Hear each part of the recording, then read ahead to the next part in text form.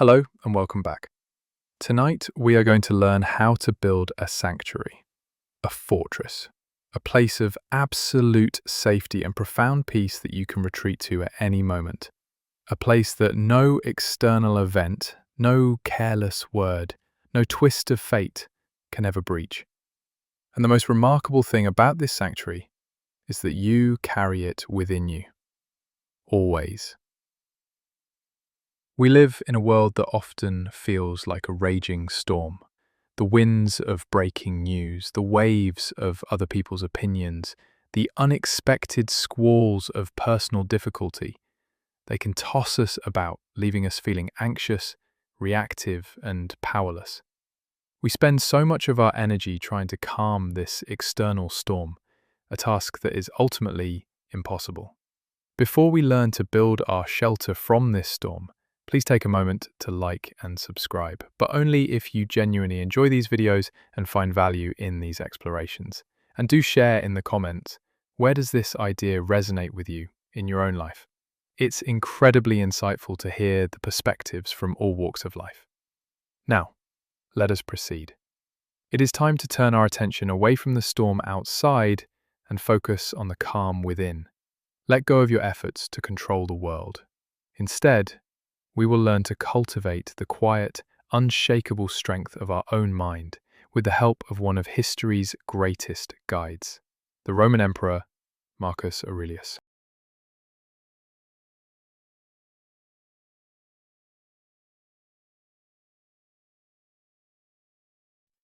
Imagine the man who wrote those words. He is not sitting in a peaceful garden.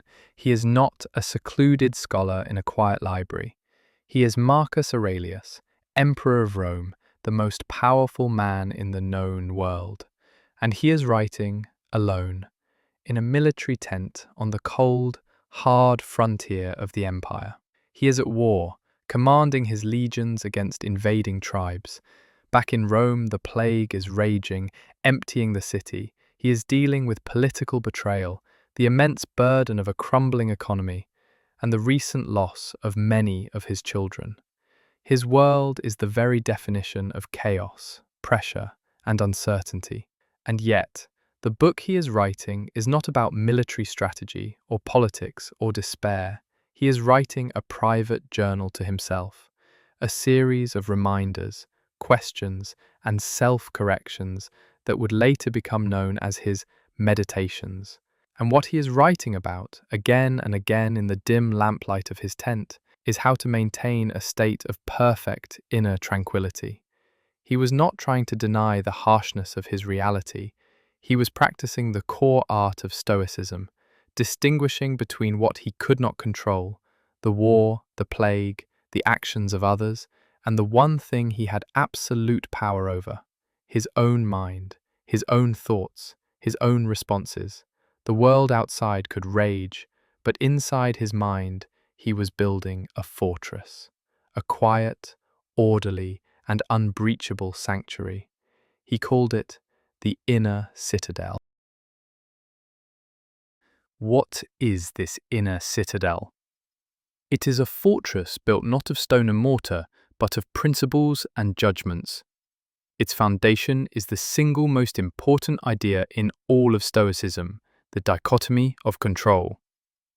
This principle states that everything in life can be divided into two categories: things that are within our control and things that are not. What is not in our control? Almost everything. The weather, the economy, the past, the future, what other people think of us, whether someone is kind or rude to us, our own health in the final analysis, our reputation, our possessions. The Stoics saw that seeking happiness or peace in these things was a recipe for constant frustration, because these things can be, and often are, taken from us at any moment. So what then is in our control? The list is much shorter but infinitely more powerful. Our thoughts, our judgments about events, our opinions, our intentions, our will, the choices we make from moment to moment.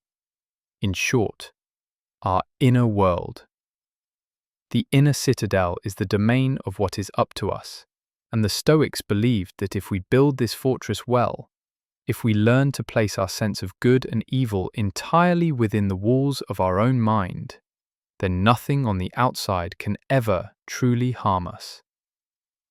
A person can insult you, but they cannot harm your character unless you allow their insult to penetrate your citadel.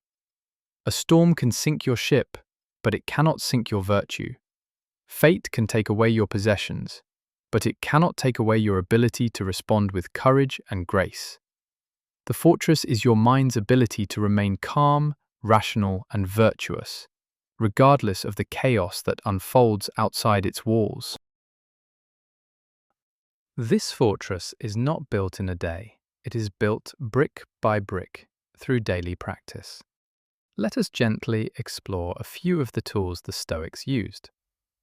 The first is a practice sometimes called the view from above.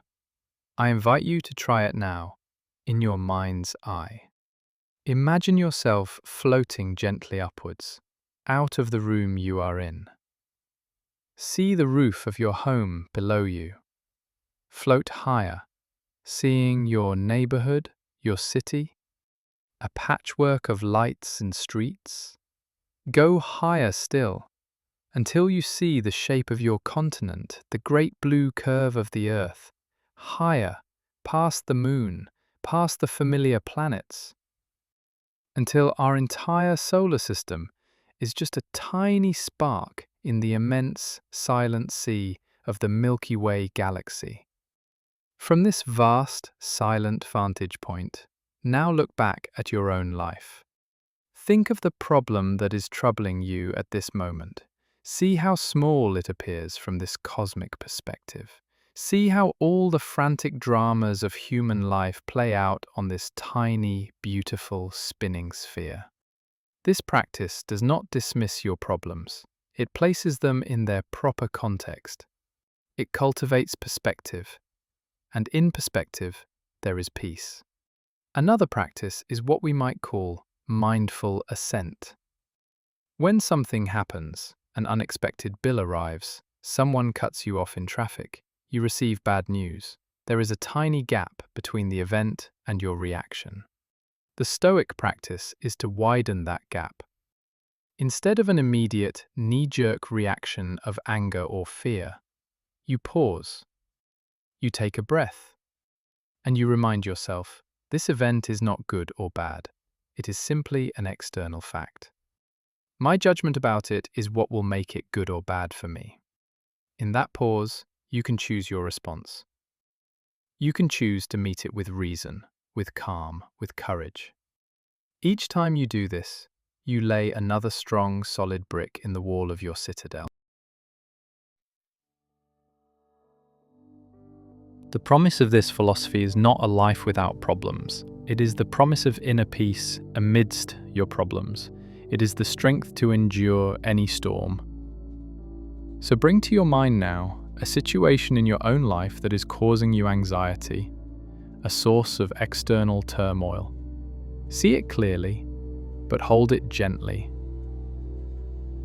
Now let us apply the Stoic lens. Ask yourself, which parts of this situation are truly outside of my control? The actions of another person, a past event, an economic reality? Acknowledge these things. See them for what they are, external facts. You can stop spending your precious energy trying to change them. Release them. Now, ask yourself the second question. What in this situation is within my control? Perhaps it is the kindness with which you speak, even when you are not met with kindness. Perhaps it is the diligence with which you work on your part of a project, regardless of what others do. Perhaps it is the attitude of gratitude you can choose to adopt, even when things are difficult. Perhaps it is simply your choice to remain calm, to act with virtue, to be the person you want to be, right in the middle of this storm. This is where your true power lies, not in commanding the waves, but in being an unshakable captain of your own soul. As you drift towards sleep, know that this fortress is already within you. Its foundations are your own reason, your own character.